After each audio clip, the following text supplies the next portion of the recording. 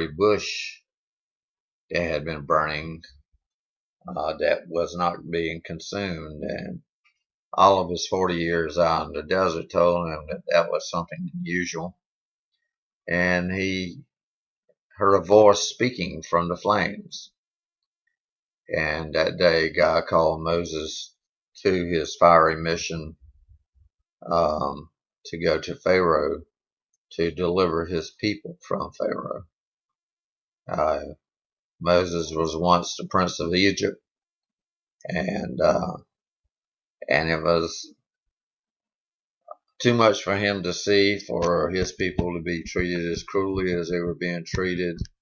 And he reacted and took the life of an Egyptian, and he ended up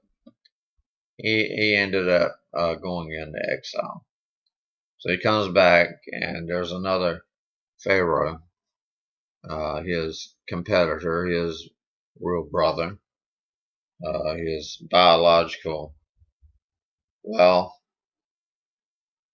Moses was adopted by the princess of Egypt, but the real biological prince of Egypt was the Pharaoh at that time when Moses went back to him. So he listened to Moses, but he didn't believe Moses, and Moses cast down, did some things that God told him to do, and he turned he turned his staff into a snake, and then he turned the water into blood, and then there were 7 plagues of Egypt that went on. And Moses was really reluctant to do what he was called to do because he was not a speaker. He didn't think that he spoke very well, so God allowed him to have the luxury of having his brother Aaron do a lot of speaking for him.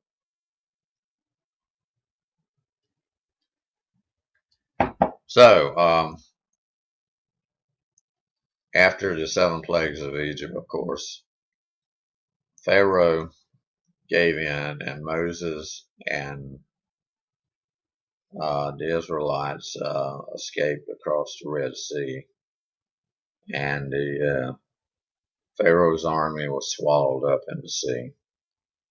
And to this day, you can go online and you can see the golden chariot wheels that these people were riding on whenever they were chasing the Israelites. So you can tell, there's actual physical evidence, folks. It still exists to this day. It backs up these Bible stories. These are not made up stories. These stories they've been documented. I read a book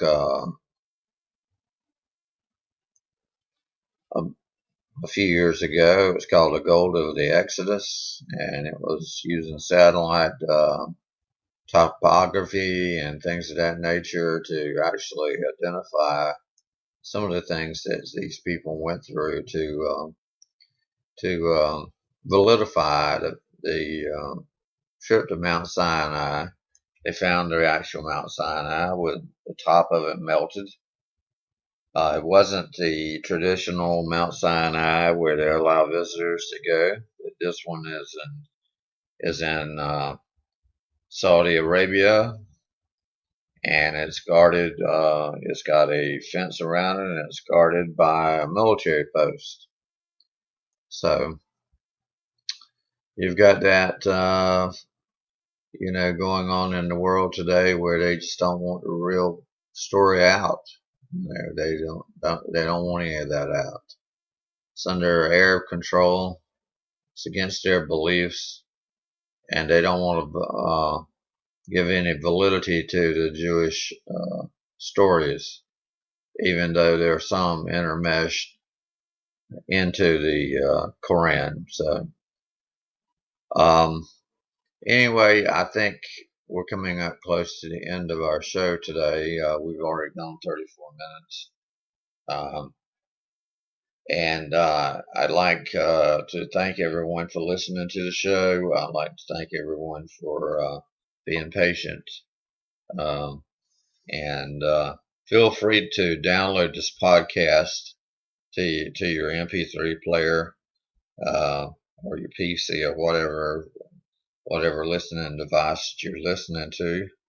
And feel free to send me comments. I'm at in Hartsville, Reverend Danny Beasley, Post Office Box 2336, Hartsville, South Carolina 29551. I look forward to hearing from you. If you want to use email, it's dbeasley1@msn.com.